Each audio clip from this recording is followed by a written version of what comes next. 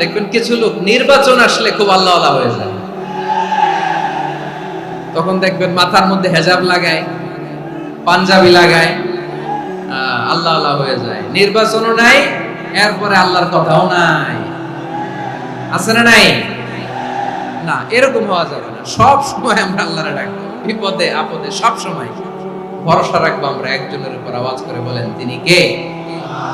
এ কথায় আল্লাহ তাআলা আমাদের চোখে আঙ্গুল দিয়ে জানিয়ে দিলেন, ফাইদা রাকিবু ফিল ফুলকি দা'আউল্লাহ মুখলিসিনা লাহুদ্দিন ফালাম্মা নাজ্জাহুম ইলাল বাররি ইযা হুম ইউশরিকুন।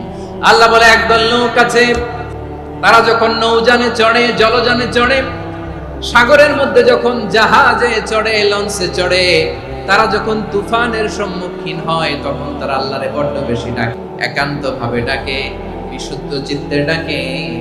আবার তুফান থেকে তাদেরকে সেফ জোনে নিয়ে, নিরাপদ জোনে নিয়ে যখন বন্দরে আমি আল্লাহ তাদেরকে ফিরিয়ে দেই, ওই লোকগুলো আবার আমি আল্লাহর সাথে শিরিক করে। এরকম আছে না নাই? জাহাজে উঠছে, সাগরের মাঝখানে তুফান, ওই সময় দেখবেন আল্লাহ কারে কয়, ও আব্দুল্লাহ, জেনে রেখো, মনে রেখো, গোটা বিশ্বের সবাই মিলে যদি তোমার উপকার করতে চায়, ততটুকুই তারা করতে পারবে যতটুকু আল্লাহ তোমার নসিবে সেটা লিখে রেখেছে। ঠিক কিনা বলেন? আর যদি গোটা বিশ্বের সবাই মিলে তোমার বিরুদ্ধে কনস্পাইরেসি করে, ষড়যন্ত্র করে, গোটা বিশ্বের সবাই মিলেও যদি তোমার ক্ষতি করতে চায়, ততটুকুই শুধু পারবে যেটা আল্লাহ তোমার জন্য বরাদ্দ রেখেছে। যতটুকু আল্লাহ তাআলা তোমার জন্য বরাদ্দ রেখেছে, অতটুকুই ক্ষতি করতে পারবে, আর এক চুল বেশিও করতে পারবে না, কমও করতে পারবে না। চিল্লায় বলেন ঠিক কিনা? সব সময় আমরা আল্লাহর কাছে চাইব, বিপদে আপদে, সুখে দুঃখে, সচ্ছল অবস্থায় অসচ্ছল অবস্থায়, পরাজয়ের সময় বিজয়ের সময়, সব সময় আমরা ভরসা রাখবো কার উপর? সবাই বলুন। একদল লোক আছে যারা বিপদে পড়লে আল্লাহরে ডাকে, বিপদ আসলে আল্লাহরে ডাকে, বিপদ নাই আল্লাহও নাই। বিপদে পড়লে নামাজ পড়ে, বিপদও নাই নামাজও নাই। বিপদে পড়লে জিকির করে, বিপদ যখন চলে যায় ওদের জিকিরও বন্ধ হয়ে যায়। এরকম আছে না নাই? দেখবেন কিছু লোক নির্বাচন আসলে খুব আল্লাহওয়ালা হয়ে যায়। তখন দেখবেন মাথার মধ্যে হেজাব লাগায়, পাঞ্জাবি লাগায়, আল্লাহওয়ালা হয়ে যায়। নির্বাচনও নাই, এরপরে আল্লাহর কথাও নাই।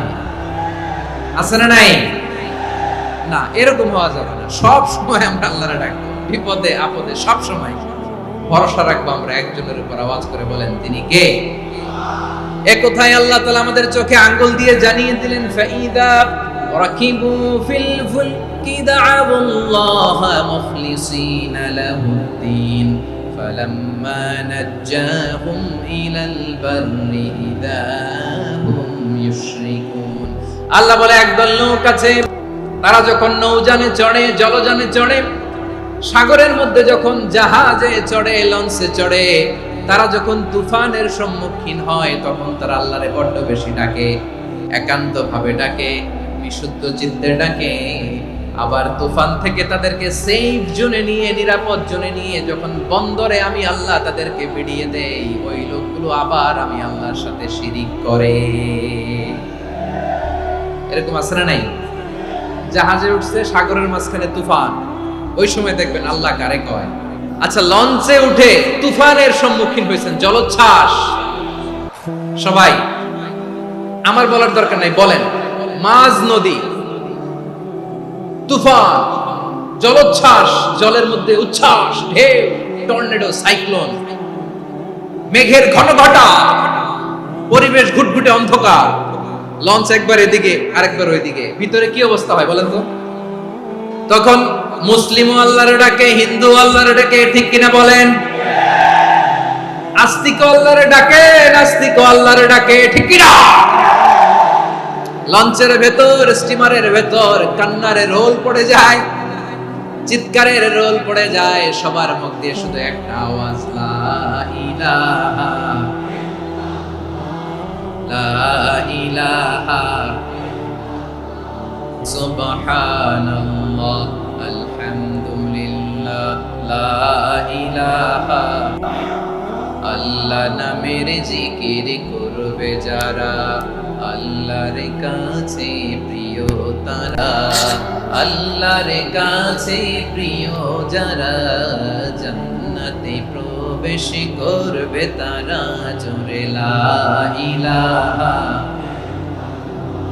আবার দেখবেন ওই আল্লাহ তুফানের পরে, ঝড়ের পরে ওই লঞ্চটাকে যখন সদর ঘাটে ফিরিয়ে দেয়, আবার আমরা নাফরমানি শুরু করে দেই। সে কোথায় আল্লাহ বললেন, ফাইদা রাকিবু ফিল ফুলকি দা'আল্লাহ মুখলিসিনা লাহুদ্দীন ফালাম্মা নাজ্জাহুম ইলাল বাররি ইযা হুম ইউশরিকুন।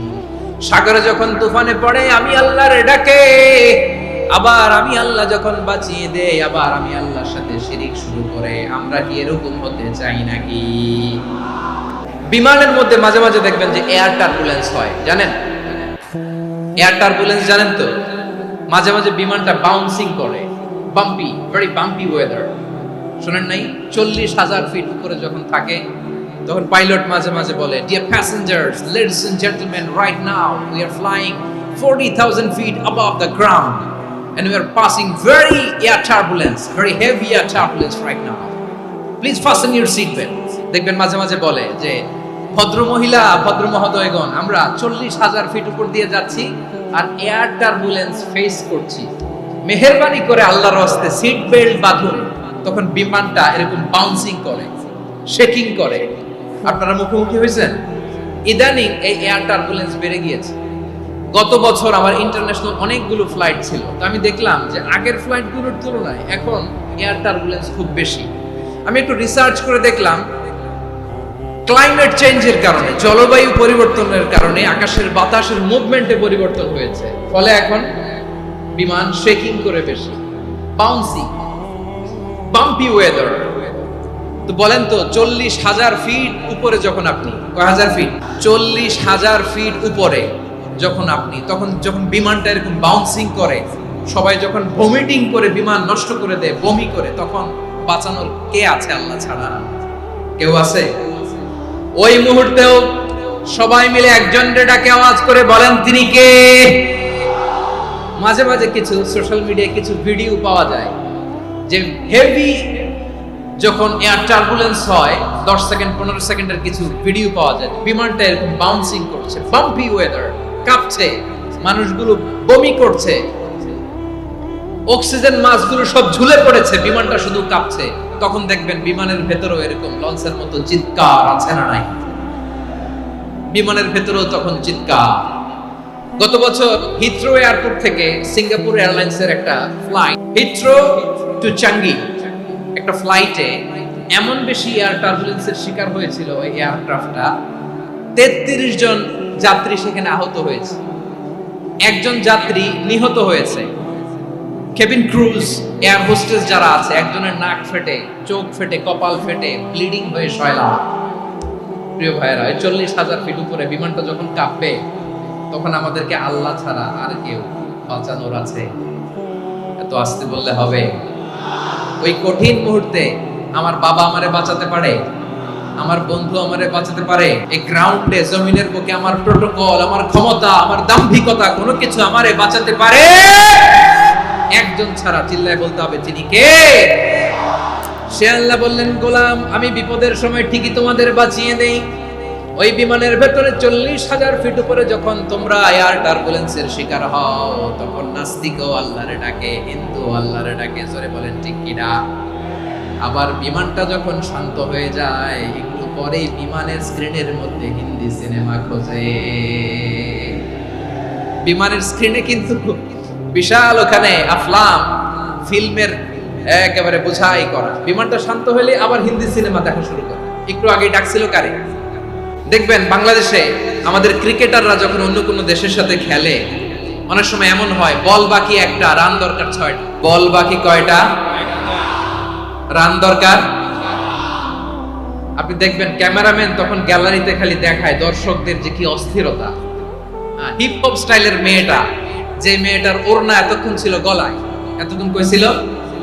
ওই মেয়েটা দেখবেন ওড়নাটা টেনে মাথায় দিয়ে এরকম মুনাজাত ধরতেছে, আল্লাহ আল্লাহ, একটা সক্কা, আল্লাহ আল্লাহ, আমার লাল সবুজের পতাকারে তুমি অপমানিত কইরো না আল্লাহ, ইন্ডিয়ার সাথে আমাদের খেলা আল্লাহ, আল্লাহ একটা সক্কা, একটা একটা। পুরো খেলা জুড়ে এই মেয়ের ওড়না ছিল গলায়, কিন্তু যখন এক বলে 6 রান দরকার, ওড়না চলে আসছে কোথায়? মাথায়। আবার মুনাজাত আছে না নেই? ঠিকই বাংলাদেশের দামাল ছেলে এমন এক শট মারলো, বল চলে গেল স্টেডিয়ামের বাইরে, ছক্কা, জিতে গেলাম আমরা। পুরো স্টেডিয়াম জুড়ে চিৎকার, হই হুল্লোড়, মौज মাস্তি। যেই মেয়েটা মাথার মধ্যে ওড়না দিয়ে এতক্ষণ সুবহানাল্লাহ সুবহানাল্লাহ বলে আল্লাহর কাছে দোয়া করেছে, ওই মেয়ে এখন আবার ওড়না ফেলে দিয়ে নাচা শুরু করে দিয়েছে। তাহলে আল্লাহর ভয়, আল্লাহর প্রতি আস্থা, বিশ্বাস, ভালোবাসা, এটা কি ক্ষণিকের জন্য?